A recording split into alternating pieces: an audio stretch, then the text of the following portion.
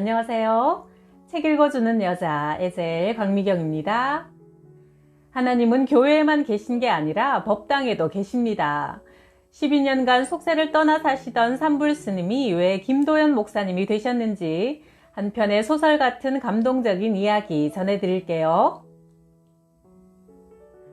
고려대를 졸업한 김도연은 1960년 4월 19일 이승만 대통령의 독재에 항거하는 수만 명 시민들의 대표 5인 중 한 사람으로 뽑혀 경무대에서 이승만 대통령을 만나 물러나기를 요구했다. 그 공로로 박정희 대통령에게 표창과 훈장을 받았으나 10년 후 이승만보다 더한 박정희의 독재 행각에 회의를 느끼고 그 표창을 반납해버렸다. 그 대가로 종로경찰서로 끌려가 모진 고문을 받고 서울시립정신병원에 감금당했다.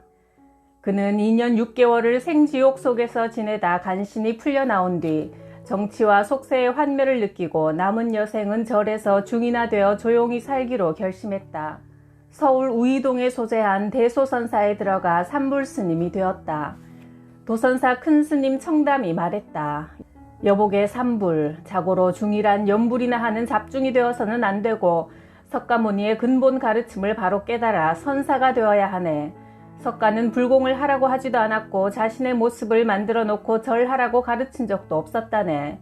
석가가 사망한 지 600년 후부터 흉상을 만들어 놓고 절을 해대며 우상 숭배를 하는데 석가께서 만일 이 모습을 보신다면 통탄하실 일일세. 불공이라는 것도 가짜중들이 만들어낸 사기꾼 짓이야. 고구려, 신라, 백제 등 삼국이 불교를 신앙했으나 그들이 목탁치고 복준다고 장사속이 되어가자 이차돈이 그들의 잘못된 무속신앙을 배격하고 정통 도리를 포교하다가 땡초 중들에게 죽임을 당하니 그 광경을 보고 두려움을 느낀 승려들이 무속신앙을 완전히 융화해 불교를 포교하여 불교가 미신화되어 이 모양이라네. 승려들이 부처님을 팔아 생활도구로만 삼는다면 이는 사입이요. 이런 중들이 사는 절은 도적에 소굴일 수밖에 없지 않겠는가. 불교의 참된 도리란 인간의 일체의 욕망을 끊고 깊이 참선하여 내 자신이 곧 부처가 되는 길이라네. 불교는 석가를 믿거나 불상 앞에 연불이나 하는 종교가 아니야. 불교는 석가의 가르침을 배워 각자 스스로 부처가 되기 위해 수양하는 것이지 종교가 아닐세. 무신론을 폈던 석가 선생께서 절에서 죽은 사람을 위해 영가 천도 49제나 극락왕생 제사 지내라고 하신 일이 없네. 또한 부적은 왜 파는지 한심한 일이야. 아무 효염이 없는 종이를 복사하거나 인쇄해서 몇십 배를 남겨 판다고 하니 불교가 썩은 거야. 그러니 산불은 절대로 이런 땡초중이 되어서는 안 되네. 김도연은 좋은 스님을 만나 불교의 진수를 터득해 간다는 자부심으로 가슴이 벅찼다. 큰 스님, 그러면 제가 어떻게 해야 극락왕생할 수 있겠습니까? 산불, 내 말 잘 듣게. 불교에 극락이라는 건 없네. 석가께서 설법하신 극락설은 중앙아시아 민족으로부터 전해 내려오는 설화에 자기의 지혜를 첨가하여 꾸며 만든 얘기일 뿐일세.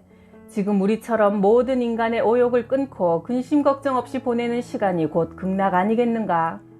윤회설도 석가께서는 부인했으나 뒤늦게 제자들이 자기들 마음대로 유입하여 채용한 거라네. 나쁜 짓 하고 살면 짐승으로 태어난다고 말이야. 큰 스님은 그럼 왜 출가하여 수도를 합니까? 허무하니까 중유된 것 뿐이지 나도 그 이상은 아는 바가 없다네. 그렇다면 사람이 죽으면 어떻게 되는 건가요? 이 사람아, 공자의 한 제자가 그에게 사후 문제에 대하여 묻자 선생은 말하기를 사람이 살아서의 일도 다 모르고 사는데 어떻게 죽어서의 일을 알겠는가 했다지 않는가. 자네가 세상의 환멸을 느끼고 입산한 것처럼 우리도 다 마찬가지야. 인생에 실패하고 사랑에 실패하고 급작스럽게 부모나 연인이나 가족을 잃고 세상이 허무하고 비참하여 더 높고 고상한 차원의 생이 있는가 찾기 위해 절에 와서 중유된 것 뿐이야.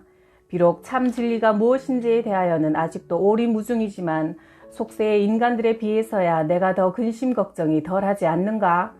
석가모니께서도 제자들에게 선하고 바르게 살라고는 하였으나 내가 너를 구원해 주겠다거나 극락에 데리고 가겠다는 따위의 약속은 하신 적이 없다네. 김도연은 고승의 가르침으로 지금까지 20년 이상을 불교 신도로 살아왔으나 바로 알지 못하고 왜곡되이 믿어왔다는 사실을 알게 되었다. 김도연은 산 위에 올라가서 산 아래 중생들을 내려다보며 소리쳤다. 다 부질없는 구더기 같은 인생들아, 무얼 그토록 빼앗고 뺏기며 억압하고 짓눌리며 속이고 속으며 사는가. 100년도 못 사는 인간들아, 왜 그걸 모르고 1000년을 살 듯이 길길이 날뛰는가. 그 후 청담 스님도 없을 묻자 한마디를 남긴 채 입적하자 김도연은 바랑을 짊어지고 도선사를 나와 순천에서 조금 떨어진 송광사로 오게 되었다. 주지승으로 계신 구선 스님에게 물었다. 구선 스님, 불교의 진리는 있는 겁니까? 없는 겁니까? 있기도 하고 없기도 하오. 그러면 나는 지금 진리를 터득하고 득도하기 위해 무엇을 해야 합니까? 아무 생각도 하지 말고 아무 욕심도 부리지 말고 그냥 앉아 있으시오. 앉아 있기가 괴롭거든 누워 있으시오. 누워 있기가 괴롭거든 잠드시오. 그래도 괴롭거든 죽는 수밖에는 상책이 없고 묘책도 없소. 무상무념의 경지는 인간이 죽지 않고서야 어찌 도달할 수 있겠소. 나는 내가 어디서 왔는지도 모르며 또한 어디로 갈 것인지에 대해서도 도무지 아는 바가 없소. 인생이 험하고 괴로우니까 중이 된 것뿐이지 내가 그대보다 더 낫다고 할 게 아무것도 없단 말이오. 석가께서는 각자 스스로 부처가 되라고 하셨는데 인간으로서는 이룰 수 없는 일이니 그냥 서로를 부처라고 부르며 살 수밖에 도리가 없지 않겠소. 김도연은 불교를 알아갈수록 점점 더 고독하고 허무한 가슴을 움켜쥐고 괴로워했다. 김도연은 마음을 시원케 해줄 진리를 찾아 경주 불국사로 양산 통도사 등을 떠돌다가 성철 스님이 계신 해인사로 향했다. 큰 스님, 부처는 대체 무엇이옵니까? 내가 생식을 장장 16년이나 했고 장좌 불화를 6년이나 계속하면서 불성을 연구하였소마는 불교 경전에도 이르기를 마음이 곧 부처다 했으니 궁극적으로는 그 이상 무엇이 진리인지는 나도 잘 모르오. 나 역시 계속하여 내가 목숨을 걸고 살아야 할 참도를 찾고 있는 중이니 만일 그대가 나보다 이 도를 먼저 찾게 되거든 나에게도 알려주시오. 김도연은 성철 스님께 하직 인사를 드리고 경기도 여주 신림사에 도착했다. 이제 내 나이 55살인데 이곳에서 조용히 지내다 여생을 마치자 다짐했다. 신림사에 도착한 바로 다음 날 비상계엄이 선포되는 등 박정희 정권의 일대 혼란이 일었다. 가수 심수봉 등을 비롯해 여인들을 불러놓고 술판을 벌이고 있던 박정희 대통령이 그가 가장 아끼던 신복인 중앙정보부장 김재규의 총탄을 4발 맞고 죽었다는 소식이 들려왔다. 그때 김도연은 일체의 상념을 끊고 번뇌를 없애고자 불상 앞에 무릎을 꿇고 목탁을 두드리면서 나무아미타불 관세음 보살을 1000번이고 10,000번이고 수없이 되뇌이며 연부를 외우고 있었다. 그런데 이게 웬일인가. 인생의 오감과 이성을 뛰어넘는 초자연적인 사건이 일어났다. 김도연이 연불하고 있는 도중에 갑자기 법당 안에 햇빛보다 더 밝고 환한 빛이 비추이는데 앞에 놓인 석가불상은 간 곳이 없고 어느새 그 자리에 발에 끌리는 흰 옷을 입고 가슴에 금띠를 띤 예수 그리스도가 인자하게 김도연을 내려다보고 서 계셨다. 그의 모습은 옛적에 그림에서 보던 예수라고 하는 그분이 의심할 바 없이 명백했다. 김도연은 혼비백산하여 비명을 지르며 큰 소리로 외쳤다. 당신은 누구십니까? 나는 지금까지 천상천하 유아독존이신 석가모니 부처님만 섬기고 다른 신을 섬기지 않았는데 예수님이 여기로 오시다니 당신이 왜 여기로 오셨습니까? 하면서 두렵고도 놀랍기만 하여 부들부들 떨고 있는데 예수님의 음성이 들려왔다. 죄인아, 지금까지 네가 섬겨온 것은 헛것이요 죽은 우상이니 회개하고 하나님을 믿으라 하시는 것이다. 예수님의 음성은 다정하면서도 위엄이 넘쳤다. 김도연은 예수님, 예수님을 연발하면서 그 자리에 꼬꾸라졌다. 그는 이분이야말로 참 부처님, 아니 참 하나님이라는 생각이 들자 주 예수가 왔다. 주 예수를 보라. 내가 예수를 믿고 싶습니다. 내가 주 예수를 믿겠습니다. 내가 주 예수를 믿습니다. 주 예수를 믿으라를 외쳐대며 법당 안이 크게 소란해지자 동료 스님들이 몰려들어 아수라장이 되었다. 계속 예수, 예수를 외쳐대는 김도연을 그들은 예수 귀신이 들렸다며 몽둥이로 후려치고 두들겨 패다가 죽기 전에 속히 산을 내려가라고 위협했다. 나는 예수 선생님을 만났다. 저 가짜들을 치우고 예수를 믿으라는 말을 남기고 김도연은 예수님에 대하여 더 자세히 알아보기 위해 결국 하산했다. 절에서 내려온 김도연은 며칠이나 걷고 또 걷다가 시장어귀를 지나고 있었다. 북적대는 시장 한쪽 길가에 도라지, 고사리, 마른 버섯 등 산나물을 놓고 파는 한 여인이 온통 빨갛게 칠해진 성경책을 펼쳐들고 손님을 기다리며 읽고 있었다. 김도연이 다가가 물었다. 보살님, 읽으시는 책은 성경이 아닙니까? 그곳에 무슨 내용이 들어있습니까? 네, 스님. 저는 명일동에 있는 명성교회를 다니는 하나님의 딸입니다. 이름은 장선영이고요. 저는 며칠 전에 중으로서 놀라운 사실을 경험했습니다. 법당에서 연부를 하던 중에 예수님을 만난 겁니다. 여러 가지 궁금한 것이 많습니다. 예수님에 대해서 자세히 알고 싶으니 좋은 가르침 부탁합니다. 스님, 제가 저희 교회 김사만 목사님께 안내해 드릴 테니까 만나보시겠습니까? 그리하여 장선영은 장사하던 물건들을 꾸려들고 김도연과 함께 교회로 가는 버스에 올랐다.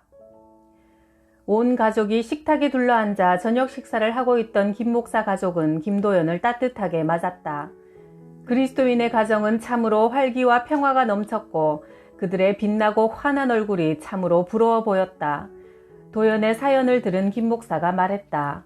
김 선생님, 스위스의 철학자 아미엘이 말하기를 인간이 하나님을 만난 그 하루는 100년에 해당된다고 했습니다. 그날은 김 선생님의 일생에 있어 최고의 날이 아닐 수 없습니다. 참으로 놀라운 주님의 은총입니다. 목사님, 이제는 제가 하나님께 의지하고 싶은 심정뿐입니다. 어떻게 해야 영생의 길을 갈 수 있습니까? 김도연은 마치 밤중에 예수님을 찾아와 하나님 나라에 대해 물었던 유대 관원 니고데모와 같이 갈급해 있었다. 김 선생님, 기독교는 하나님께서 자기를 낮추시고 인간에게 찾아오셔서 만나주시는 은혜의 역사입니다.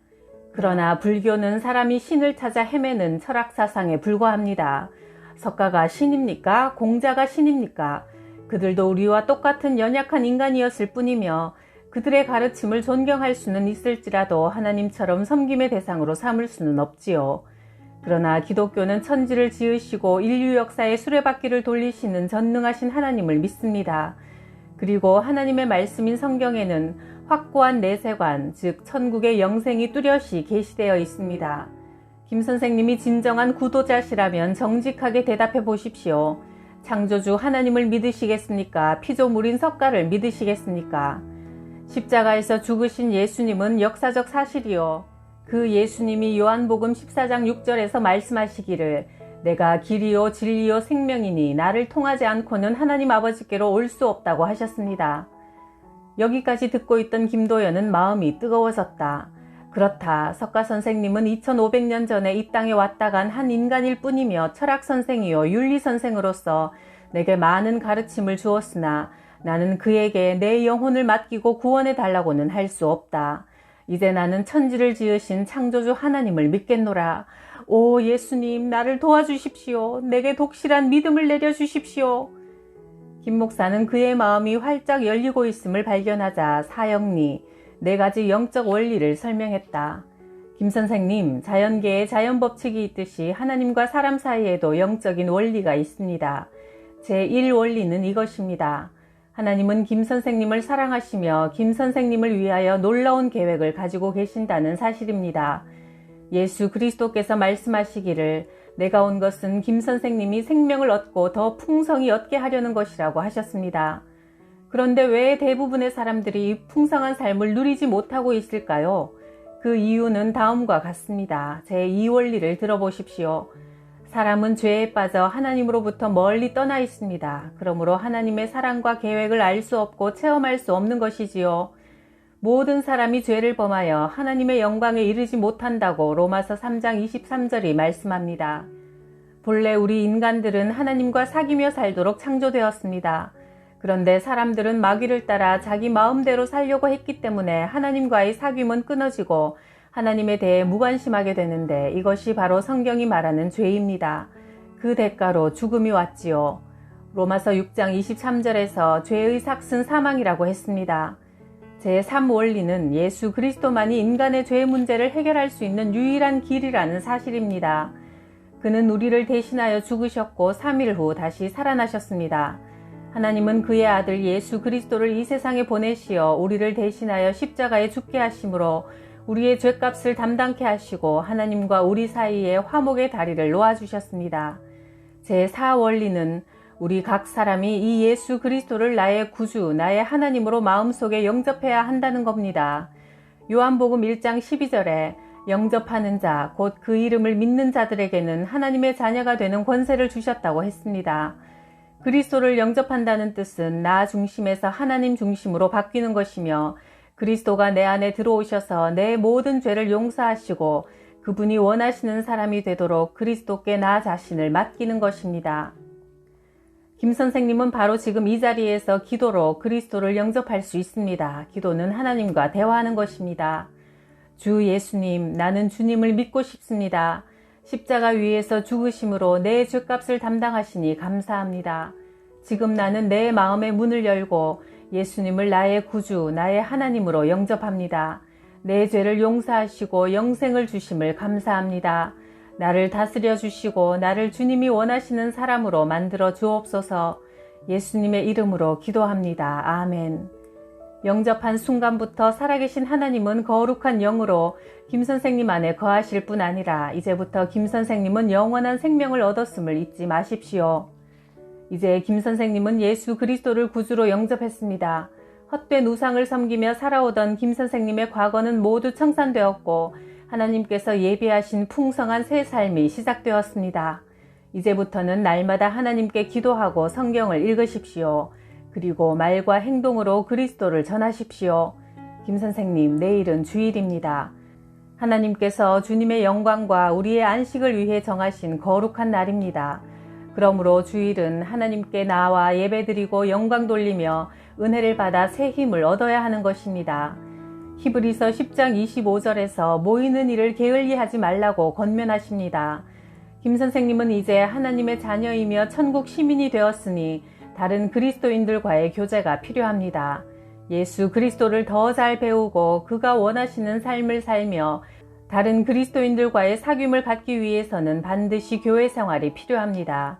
그러면 오늘 밤은 이만하고 내일 주일 예배에 참석하십시오. 놀라운 구원의 도리를 듣고 예수 그리스도를 구주로 영접한 김도연은 그토록 찾아 헤매던 진리를 얻은 기쁨에 덩실덩실 춤이라도 추고 싶은 희열을 느꼈다. 그리고 새날이 되어 그는 승복을 입은 채 주일 예배에 참석하기 위해 명성교회로 갔다. 55이 된 오늘까지 평생 처음 들어와 보는 예배당이었다. 김도연은 교우들과 함께 찬송을 힘차게 불렀다. 나 이제 주님의 새 생명 얻은 몸, 옛것은 지나고 새 사람이로다. 그 생명 내 맘에 강같이 흐르고 그 사랑 내게서 해같이 빛난다.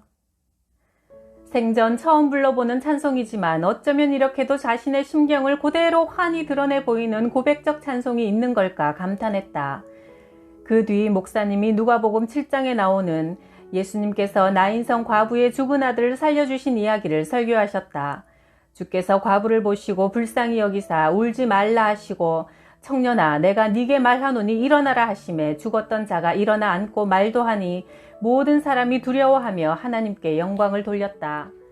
예수님은 사람은 누구나 죽는다는 생자 필멸의 운명을 바꿔놓으신 분이었다. 예수께서 말씀하시되 나는 부활이요 생명이니 나를 믿는 자는 죽어도 살겠고 살아서 나를 믿는 자는 영원히 죽지 않을 것이다. 김도연은 이 설교를 듣는 순간 예수님과 석가모니 사이에는 하늘과 땅만큼 엄청난 차이가 있음을 발견했다. 한 번은 석가모니가 그의 제자들과 인도의 구시라 성을 지나가고 있었다. 한 젊은 과부가 하나뿐인 외아들이 죽어 싸늘하게 식어버린 아들의 시체를 끌어안고 와서 애원했다. 석가 선생님, 내 아들을 살려주세요. 이 아들은 내 인생의 전부입니다. 석가모니는 조용히 입을 열었다. 여인이여, 생자 필멸이라 했거늘 꽃은 피어도 곧 지고 사람도 나서 이윽고 죽는 법이요. 인연 따라 일어나서 인연 따라 사라지는 것이니 너무 슬퍼할 것 없소 했다. 김도연은 무릎을 탁 치며 중얼거렸다. 그렇다. 석가모니의 가르침은 모두가 문제를 제기할 뿐 해결책은 알지 못했고 부처 역시 우리와 다를 바 없는 한갓 인간에 불과한 것이다. 불교에서는 죽음을 숙명적으로 받아들이고 인간의 무능함을 탄식하며 체념할 수밖에 없으나 기독교에서는 죽음 문제를 정복하고 해결하여 영원한 내세의 소망을 누리게 된다. 오직 예수 그리스도만이 인생의 생로병사 문제를 완벽하게 해결해 주시는 유일한 분임을 뼛속 깊이 인식하고 이제 그는 석가의 제자가 아니라 예수의 제자로 돌아온 것이다. 그 후 김도연은 동료 스님들에게 꼭 이 진리를 전하고 싶어서 승복을 입은 채 전국의 유명 사찰을 찾아다니며 성경책을 나눠주며 전도하다가 발각되어 대한불교 조계종에서 발행하는 불교신문에 2차례나 김도연을 잡으라는 기사가 보도되기도 했다. 또한 그는 불교에서 기독교로 돌아온 지 2년 동안 17회나 헌혈하여 죄인을 위해 피 흘려 죽으신 예수의 은혜에 감사드렸다. 불교는 생기 없는 고목나무에 매달려 뜬구름 잡는 것처럼 무상한 것이라 깨달으면 깨달을수록 허무와 고독이 몸서리쳐 왔으나 기독교의 진리는 알면 알수록 소망과 기쁨이 천지를 진동할 듯 충만해져 오는 것을 느낄 수 있었다. 석가는 도도한 윤리와 고상한 철학을 가르친 위대한 철학자였으나 예수와 같이 인간의 죄 문제와 죽음 문제를 해결한 하나님은 아닌 것이다.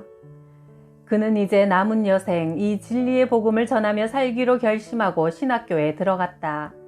방학이 되면 성경책을 여러 권 준비해서 해인사의 성철 스님과 칠보사의 주지 승인 강석주 스님, 도선사의 이혜경 스님, 강원도 구룡사 주지 태허 스님, 동국대학교 이사장 박기정 스님을 비롯해 통도사의 경봉 스님, 경주 불국사와 토암사, 석굴암 등을 두루 다니며 스님들에게 전달하면서 천지를 지으신 하나님을 믿으라고 전도했다. 그는 홀로 산을 내려오면서 힘차게 찬송을 불렀다. 나의 죄를 씻기는 예수의 피밖에 없네. 다시 성쾌하기도 예수의 피밖에 없네. 목사가 된 그는 불교에서 개종해온 형제들을 대상으로 선교하기 위해 오직 예수 선교회를 창립했다. 과거의 자신처럼 어리석게 우상을 섬기고 있는 전국의 5만여 명 승려들과 1천만 불자들에게 예수 그리스도를 전하는 일에 기꺼이 삶을 들였다.